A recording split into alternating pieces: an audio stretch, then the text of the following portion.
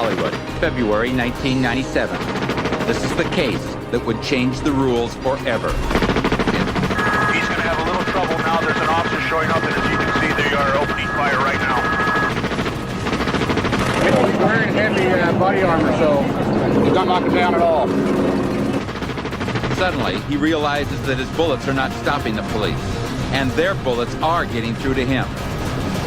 He's got nowhere left to hide. De un lado, una docena de policías armados con sus pistolas reglamentarias. Del otro, dos ladrones de banco equipados con rifles automáticos capaces de disparar cientos de rondas por minuto. Era el 28 de febrero de 1997, y las calles de North Hollywood, en Los Ángeles, estaban a punto de convertirse en un campo de guerra. Lo que parecía un simple atraco se transformó en una pesadilla que los agentes jamás olvidarían.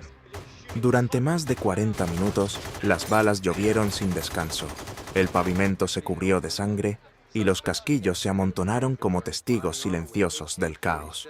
Los criminales a los que intentaban detener no solo estaban mejor armados, sino que también mostraban un salvajismo inhumano. Larry Phillips y Emil Matasareanu no estaban dispuestos a rendirse. Su única opción era huir con el botín, o morir en el intento. La brutal balacera, transmitida en vivo y en directo por televisión, dejó a la ciudad entera paralizada. Policías heridos, vehículos destrozados y un aire denso de pólvora y desesperación. Esta batalla no solo marcó a Los Ángeles, sino que cambió para siempre la forma en que las fuerzas del orden de Estados Unidos enfrentan situaciones de alto riesgo. Pero esta historia de locura y muerte no comenzó en un banco ni en las calles. Sus raíces se hunden en un lugar inesperado, un gimnasio. Era 1989, cuando Larry Phillips y Emil Matasareanu cruzaron caminos por primera vez en un Gold's Gym de Venice, California. Phillips, con 19 años, y Matasareanu, con 23, compartían una obsesión: la fuerza, el poder, el dominio del cuerpo y del miedo ajeno. Desde el primer día, su amistad se cimentó en una peligrosa combinación de ambición, violencia y una fijación enfermiza por las armas de fuego. Juntos, trazarían un camino de crimen que culminaría en uno de los tiroteos más impactantes de la historia moderna. Antes de empezar, te invito a suscribirte. Ya somos 354 en esta comunidad y seguimos creciendo. Si te gusta el contenido, esa es la mejor forma de apoyarnos. Ahora sí, continuemos. Eran fanáticos obsesionados con pistolas, rifles y ametralladoras, dedicando gran parte de su tiempo a adquirir modelos de alto calibre o a practicar en polígonos de tiro. Larry y Emil no eran sujetos normales. Eran jóvenes altamente violentos y volátiles, en particular Phillips, quien ya acumulaba un frondoso historial de robos y estafas. Sus fantasías, alimentadas por películas de acción y el consumo de drogas para mejorar su rendimiento físico, los convencieron de que su destino no estaba en el gimnasio, sino en usar su arsenal para perpetrar brutales robos en Los Ángeles. Durante 5 años, acumularon rifles de asalto, fusiles tipo AK-47 de origen soviético y cargadores modificados que les permitían disparar miles de rondas en cuestión de minutos. Era un arsenal impresionante, capaz de eclipsar al de cualquier oficina de policía de la época. Lo más increíble es que lo consiguieron de manera legal, ahorrando dinero y recorriendo armerías, como si estuvieran en un centro comercial. En mayo de 1996, el dúo dio el primer paso hacia sus ambiciones criminales. Cometieron 2 robos bancarios en el Valle de San Fernando, demostrando su particular y agresiva manera de operar. Esos asaltos fueron exitosos, pero no les generaron las ganancias que esperaban. Su sed de grandeza y excesos los llevó a fijar un objetivo aún mayor, un golpe que justificara la acumulación de todo su arsenal. Así fue como identificaron el Banco de América, ubicado en el 6600 del Boulevard Laurel. Para ellos, este sería el gran golpe, el asalto que los haría ricos, o que los llevaría a la muerte. Era una institución antigua y de gran tamaño. Los ladrones soñaban con que dentro les esperara una fortuna de cientos de miles de dólares, aguardando a ser arrebatados. Durante semanas vigilaron los movimientos del lugar, anotando cada dato relevante. También estudiaron casos similares, llegando a la conclusión de que el tiempo máximo que podían tardar en ejecutar el atraco eran 8 minutos, el tiempo que tardaba en arribar el grueso de la policía al lugar. Para lograrlo, debían ser precisos y veloces. Cada segundo era vital para asegurar el éxito de su crimen. Delimitaron los pasos a seguir, cómo manejarían a los empleados y clientes presentes, y qué tanta violencia estaban dispuestos a ejercer. Una vez que tuvieron listo su plan, cargaron sus armas y se prepararon para llevar muerte y destrucción a North Hollywood. En la mañana del 28 de febrero de 1997, la sede angelina del Banco de América tenía una jornada agitada. Estaba repleta de clientes y ninguno de ellos esperaba ser partícipe de uno de los asaltos más violentos jamás registrados en la historia de Estados Unidos. Afuera, un Chevrolet Celebrity blanco estaba estacionado. Dentro, Phillips y Matasareanu, encapuchados y cubiertos con armaduras corporales antibalas, se preparaban para la acción. Antes de salir, tomaron un relajante muscular fuerte para no sentir cansancio ni dolor. A las 9:15 de la mañana, se dirigieron a pie hacia la entrada principal del banco, cargando bolsos repletos de armas de fuego. Entonces ocurrió el primer evento fortuito que cambiaría drásticamente la trayectoria de este atraco. A pocos metros del Banco de América, un patrullero estacionado notó a 2 hombres con el rostro cubierto ingresando al lugar con una actitud sospechosa. Sin dudarlo, dio alerta a la oficina central. El robo fue relativamente rápido y con la conocida táctica salvaje que los ladrones habían empleado en el pasado. Sin presentación, revelaron sus rifles AK-47 y descargaron varios cartuchos en el techo. En esa época, los cajeros se encontraban protegidos por placas antibala, pero estaban preparadas para resistir impactos de pistola, no de poderosos rifles de asalto. Los delincuentes las destruyeron por completo. A punta de fusil, escoltaron a los empleados hasta la caja fuerte, donde tomaron cerca de $300,000 en billetes de baja denominación. Phillips estaba furioso y gritó con odio al gerente. No era la suma que él esperaba. En su mente retorcida, allí aguardaba una cifra millonaria que lo sacaría de la miseria en la que estaba sumergido. En un rapto de ira, disparó una ráfaga que terminó hiriendo a algunos de los presentes, pero para el joven ladrón, eso era tan solo un daño colateral sin la más mínima importancia.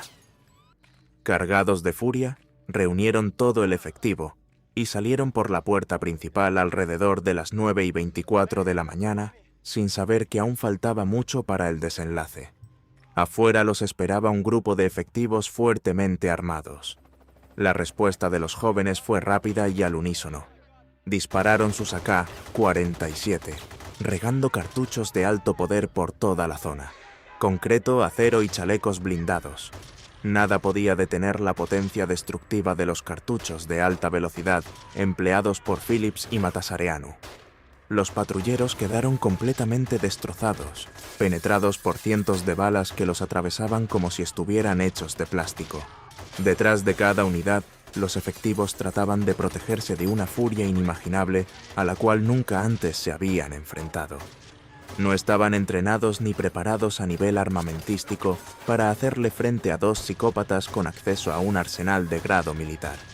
En pocos segundos, los presuntos cazadores transformaron en presas y tuvieron que arrojarse al piso para evitar ser acribillados por el dúo. Antes de continuar con el salvaje tiroteo, es fundamental reparar en la diferencia que existía entre el armamento que portaban los uniformados y lo que los ladrones habían preparado para esa jornada infernal. Más allá de las AK-47 que portaban, la otra herramienta de destrucción principal del dúo eran 2 HK-91, rifles semiautomáticos de origen alemán calibre 7.62 milímetros, una pieza de grado militar capaz de disparar 800 rondas en solo 60 segundos. más que suficiente para transformar las calles de Los Ángeles en una zona de guerra. A esto se le sumaban 2 rifles Norinco tipo 56 chinos, que habían sido convertidos de forma ilegal en piezas automáticas, lo que aumentaba exponencialmente su cadencia de fuego, superando incluso el poder de los fusiles utilizados por los soldados del tío Sam. Además de ese potente arsenal, tenían un rifle completamente automático Bushmaster XM-15 Dissipator, el cual contaba con un guardamanos personalizado de forma triangular. El toque final en su preparación eran los chalecos antibalas, capaces de resistir los cartuchos 9 milímetros de los oficiales. Las balas simplemente rebotaban en los cuerpos del dúo de asaltantes, como si fueran bestias blindadas e indestructibles. En total, cada uno cargaba más de 18 kilogramos de equipo, pero su entrenamiento físico y las drogas musculares les permitían moverse con soltura y velocidad para atacar a sus rivales. Del lado policial, el panorama era poco alentador. Los uniformados se vieron rápidamente superados por el potencial destructivo de sus rivales y tuvieron que buscar resguardo para evitar convertirse en víctimas de los asaltantes. De repente, North Hollywood se había transformado en un polígono de tiro con objetivos humanos. Durante el tiroteo inicial, Phillips hirió de gravedad al sargento Dean Haynes, a los oficiales Martin Whitfield, James Zboravan y Stuart Guy, así como a los detectives William Krulak y Tracy Angeles. En cuanto a los civiles, 3 fueron alcanzados por los proyectiles de los ladrones, sufriendo heridas brutales en piernas y hombros. Esas personas intentaron resguardarse detrás de la patrulla de Haynes, que terminó siendo uno de los blancos principales de Phillips, quien descargó decenas de balazos sin piedad. Ni siquiera el cielo era un lugar seguro. Un helicóptero de la policía de Los Ángeles vigilaba desde las alturas, pero al notar su presencia, Phillips elevó su rifle y abrió fuego contra la aeronave, obligando al piloto a retirarse de inmediato para evitar ser derribado. Larry y Emil regresaron brevemente al banco, el primero para recargar su armamento y el segundo para intentar sorprender a los oficiales saliendo por la puerta trasera. Mientras tanto, más patrulleros llegaban al lugar, pero ninguno de ellos podía hacerle frente a las ráfagas devastadoras que lanzaban los asaltantes. En ese momento, la policía de Los Ángeles tomó una decisión clave: llamar al equipo SWAT, especializado en situaciones extremas como toma de rehenes o enfrentamientos con asaltantes armados con armamento de alto calibre. Sin embargo, su tiempo de respuesta oscilaba entre 5 y 10 minutos. Mientras esperaban su llegada, la brutalidad seguía dominando las calles frente al Banco de América. Cada vez que Emil y Larry agotaban un cargador, tomaban otro de su equipo táctico y volvían a darle vida a sus rifles para continuar con la carnicería. Era un ballet de balas perfectamente coordinado que impedía que los civiles y los uniformados pudieran retirarse de la zona caliente. Los heridos se desangraban sobre el pavimento, lanzando alaridos de dolor que se mezclaban con las detonaciones. La gente aterrorizada corría intentando huir, pero el volumen de fuego efectuado por los agresores hacía de cualquier escapatoria algo totalmente impredecible. No eran tiradores expertos, pero sabían cómo aprovechar al máximo las capacidades de sus armas. Para los agentes, no había nada que hacer. Algunos se rehusaban a rendirse y continuaban disparando, pese a saber que sus balas rebotaban contra la protección corporal de los ladrones sin causarles daño alguno. La desesperación era absoluta. No podían proteger a los civiles ni a sus propios compañeros heridos. Y todo estaba siendo transmitido en vivo a nivel nacional. La muerte en horario estelar. Para los uniformados, las pistolas que antes parecían herramientas efectivas y poderosas eran ahora simples juguetes inútiles ante la amenaza monstruosa de Larry y Emil. Sabiendo que tenían a las autoridades a su completa merced, alrededor de las 9:45 de la mañana, los asaltantes comenzaron a dirigirse hacia su auto blanco, estacionado cerca de la entrada principal del banco. Habían pasado menos de media hora desde el inicio del robo, pero para todos los presentes, Aquello parecía una eternidad. Una vez en el baúl del vehículo, los aguardaba la otra parte de su arsenal. Más cartuchos, pistolas y una segunda tanda de rifles automáticos modificados de forma ilegal. Mientras Emil manejaba, Larry abría fuego contra los policías para evitar que estos se aproximaran a pie hasta el Chevrolet Celebrity. En ese momento, las radios de los uniformados recibieron una orden concreta. Interferir con los planes de los asaltantes era una apuesta mortal. Los cartuchos de rifle alcanzaban velocidades estremecedoras, generando una energía devastadora al impactar contra sus objetivos. Las heridas de ingreso eran brutales, pero la verdadera destrucción ocurría en el interior de los cuerpos, con laceraciones grotescas provocadas por el efecto de decapitación de esas balas.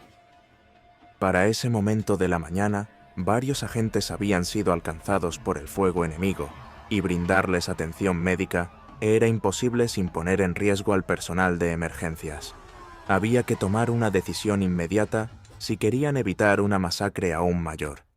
Fue entonces cuando los oficiales tuvieron una idea desesperada: adquirir rifles de asalto de la misma manera que lo habían hecho Emil y Larry.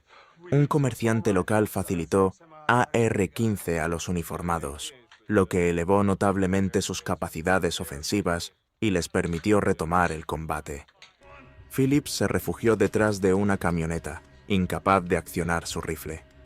Frustrado, arrojó su HK-91 al suelo y sacó de entre sus ropas una pistola Beretta 9 milímetros empapada en su propia sangre.